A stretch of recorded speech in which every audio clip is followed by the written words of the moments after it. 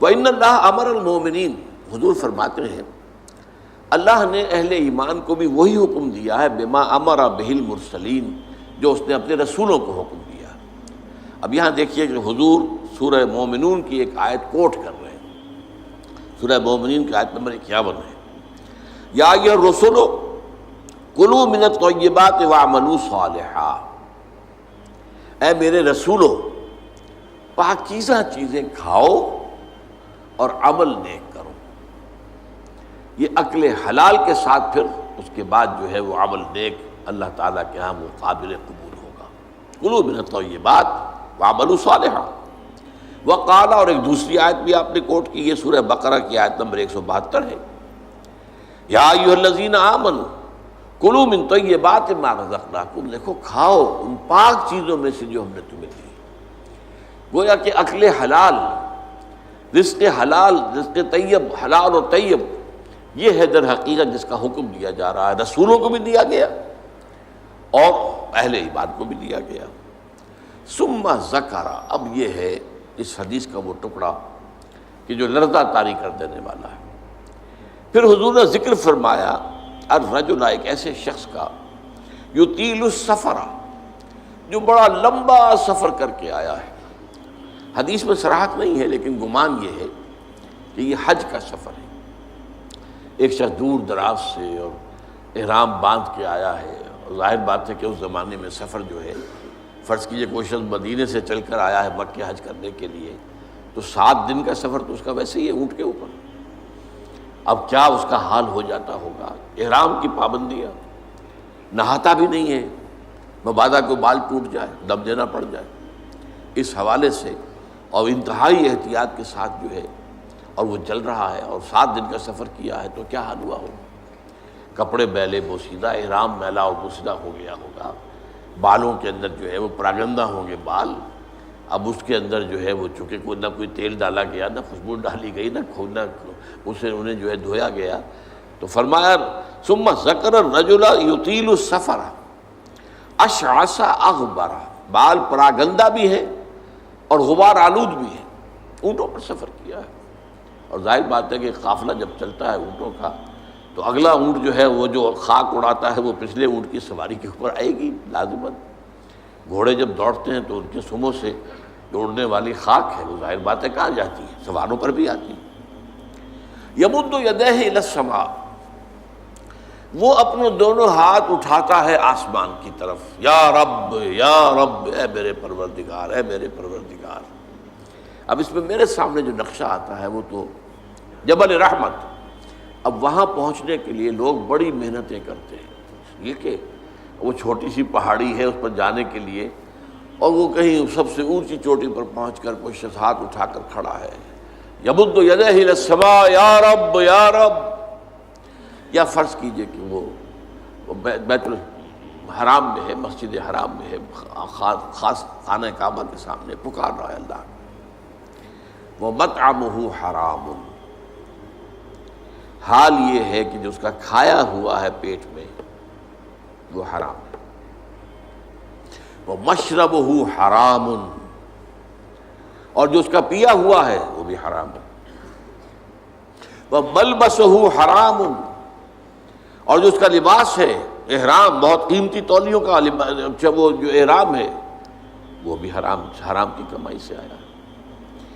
وَغُذِيَ بِالْحَرَامِ، یہ سب سے آخری ٹکڑا سب سے اہم ہے، حرام کے ذریعے ہی غذا پائی ہے اس نے، اس کا تن و توش جو بنا ہوا ہے وہ حرام کی غذا سے بنا ہوا ہے۔ فَأَنَّىٰ يُسْتَجَابُ لِذَٰلِكَ، تو اس شخص کی دعا کیسے قبول ہے؟ قبولیت دعا کے اندر سب سے بڑی رکاوٹ عقل حرام، آپ دعا کرتے رہے اللہ سنے گا ہی نہیں۔ اَنَّىٰ يُسْتَجَابُ لِذَٰلِكَ، کہاں سے، کیسے، قبول کیسے ہو؟ وہ تو تم خود اپنی اس دعا کے راستے میں سب سے بڑی رکاوٹ ہو۔ تم اپنی آمدنی کا جائزہ لو، غور کرو، اس میں کمائی کے اندر کوئی حرام تو شامل نہیں ہے، کوئی ناجائز طریقہ تو شامل نہیں ہے، کوئی براہ راست سود کا عنصر تو نہیں ہے، بالواسطہ سود جو ہے وہ تو نہ میں بچا ہوا ہوں نہ آپ بچے ہوئے، پورا ہمارا معاشی نظام جو ہے وہ سود پر مبنی ہے۔ ایک گندم کا دانہ بھی ہم کھاتے ہیں تو اس میں سود ہے، اس کے لیے بیج خریدا گیا سودی قرضے پر، اس کے لیے فرٹیلائزرز خریدے گئے سودی قرضے پر، اس کے لیے پیسٹی سائڈز خریدے گئے سودی قرضے پر، ٹریکٹر خریدا گیا سودی قرضے پر. تو ایک ایک دانے میں سود ہے. وہ سود تو میرے اندر جا ہی رہا ہے، اس کے بغیر تو چارہ نہیں ہے. یا ہوا میں، جیسے کہ حضور نے فرمایا صلی اللہ علیہ وسلم کہ ایک زمانہ آئے گا کہ چاہے کوئی شخص سود کھائے گا نہیں، لیکن سود کا غبار یا دھواں، غبار یا دخان کا لفظ ہے دھواں، اس کے اندر ضرور جائے گا. فرض کیجئے کہ فضا کے اندر ڈسٹ سسپینشن ہو گئی ہے، گردہ ہے. اب ظاہر بات ہے سانس تو آپ کو لینا ہے، سانس تو لینا چھوڑ نہیں سکتے، آپ مر جائیں گے، کیسے ہوگا؟ سانس کے ساتھ غبار لازم بن جائے گا، اندر پھیپھڑوں میں جائے گا. کوئی آپ کو روکنے کا کوئی ذریعہ آپ کے پاس نہیں. یا کہیں جو دھواں بھر گیا ہے، فرض کی جیسے آگ لگتی ہے بڑی اونچے ہوٹلوں کے اندر، 14ویں منزل کے اوپر آگ لگی ہے، کمروں کے اندر دھواں بھر گیا، کہاں جائے لوگ؟ 14ویں منزل سے چھلانگ لگائیں تو ویسے ختم، ہڈیاں اس کا چورا ہو جائے گا. بہرحال جو بھی شکل جو بیتتی ہے، تو سانس تو لینے پر مجبور ہے، جب تک بھی سانس آئے تو دھواں اندر جائے گا. یہ دور وہ ہے کہ جس کی فضا میں سود موجود ہے، اور وہ فضا کے اندر جو سود ہے وہ ہم سانس لے رہے ہیں تو ہمارے اندر جا رہا ہے. اس پہلو سے بالواسطہ انڈائریکٹ سود سے تو آج کوئی بھی بچا ہوا نہیں. البتہ ڈائریکٹ سود جو ہے وہ تو ظاہر بات ہے کہ آپ کی مرضی سے ہے. آپ نے سودی قرضہ لیا ہے اپنا کاروبار بڑھانے کے لیے. بھائی جتنی پونجی تمہارے پاس ہے اس سے کاروبار کرو. اگر بہت تھوڑی پونجی ہے تو سر پر اٹھاؤ کوئی ٹوکری پھل کی اور بیچو. اگر اس سے زیادہ ہو جائے تو چلو کوئی ریڑھی لے لو، اس سے زیادہ ہو جائے کھوکا بنا لو، اس سے زیادہ ہو جائے دکان بنا لو، اس سے زیادہ ہو جائے ایکسپورٹ امپورٹ کرو. لیکن رہو اپنی چادر کے اندر جو تمہاری اپنی پونجی ہے. بینک سے قرض لے کر اپنا کاروبار پھیلانا یہ تو تمہارا اپنا انٹینشنل، تمہارے اپنے چوائس کا فیل ہے، اس پر تم پکڑے جاؤ. مکان ہے، بڑی عالیشان کوٹھی بنانی ہے، عالیشان محل بنانا ہے، قرض لیا. زندگی گزارنے کے لیے چھت میسر ہو سر کے اوپر، گزارا کے قابل سکونت آپ کے پاس ہو تو بہت ہے. ہمیشہ تو نہیں رہنا تمہیں یہاں. ایک وقت آئے گا کہ چاہے وہ محل ہو، چاہے وہ ڈیفنس کا جو بنگلہ ہو، کئی کروڑ کا نکلنا تو پڑے گا، جانا تو پڑے گا قبر کے اندر. لہذا یہ اگر بینک کے سود سے آپ نے یہ کام کیا، یا جیسے کہ کہہ دیتے ہیں کہ ایک شخص کو گریچوٹی ملی ہے، وہ ریٹائرمنٹ کے بعد یہ ہوا ہے وہ ہوا ہے، اب اگر وہ کسی اور کو دیتا ہے کاروبار کے لیے تو لوگ کھا جاتے ہیں، اپنے گھر میں رکھتا ہے تو ختم ہو جائے گا، رفتہ رفتہ اس کی قیمت بھی کم ہو جائے گی، وہ کھائے گا تو ختم بھی ہو جائے گا. تو کیا کریں، یہ مجبوری ہے. لہذا بینک میں سود کے اوپر رکھ دیا، سود کھا رہے ہیں، ختم نہیں. تمہارے پاس ضمانت ہے کہ جب تک تمہارے پاس یہ رقم ختم نہیں ہوتی اس سے پہلے تم مر جاؤ گے یا نہیں ہے؟ کھاؤ اس کو.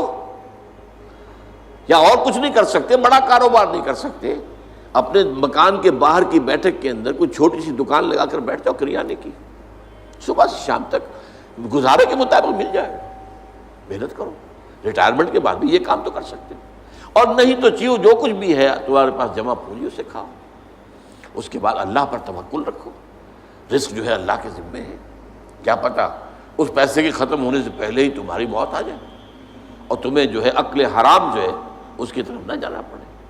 لہذا یہ ساری باتیں یہ بہانے ہیں.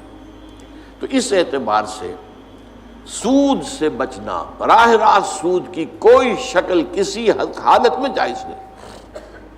وہ آپ لاکھ مجبوری کا کیا کریں، بیوہ ہے، بیوہ کے پاس پیسے ہیں، وہ کیا کرے، کہاں لگا دے، کس کو دے دے، وہ سب کھا جائیں گے، یہ کریں گے وہ کریں گے.